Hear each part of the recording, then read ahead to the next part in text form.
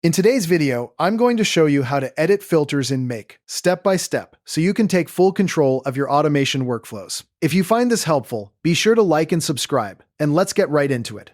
To get started, log into Make by opening your browser and heading to the Make website. Sign into your account and access your workspace where all your scenarios are stored. Once you're in, click the Scenarios tab from the left navigation menu. This will bring up a list of all your automated workflows. Find the scenario that contains the filter you want to edit, and click on its name to launch the scenario builder.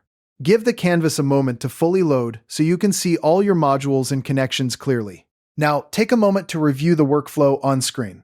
Examine how the modules are linked together, and identify the specific filter that needs modification.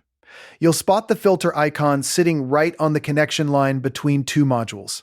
It usually looks like a small funnel and may display the filter's current name. Click on that filter icon to open its settings window.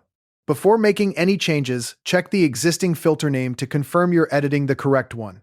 If you want, you can rename the filter here with a more descriptive title, like Qualified Leads, Orders Above $100, or Approved Requests Only. This makes it much easier to manage complex scenarios later.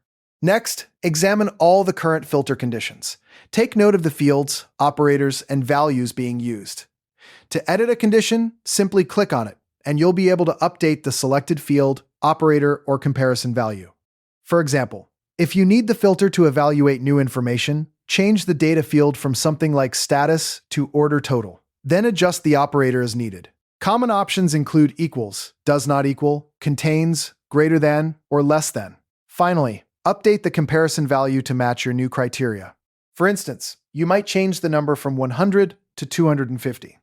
If you need to add a new condition, click the Add Condition button and choose the appropriate field, operator, and value. When setting up multiple conditions, use AND logic if all conditions must be true for data to pass through, or OR logic if only one condition needs to be met. To remove a condition you no longer need, locate it and click the Delete or Remove icon next to it. Once you're done, review the overall filter logic to ensure it matches your intended workflow. Check that your conditions are grouped correctly, and verify that all selected fields still exist in the output from the previous module.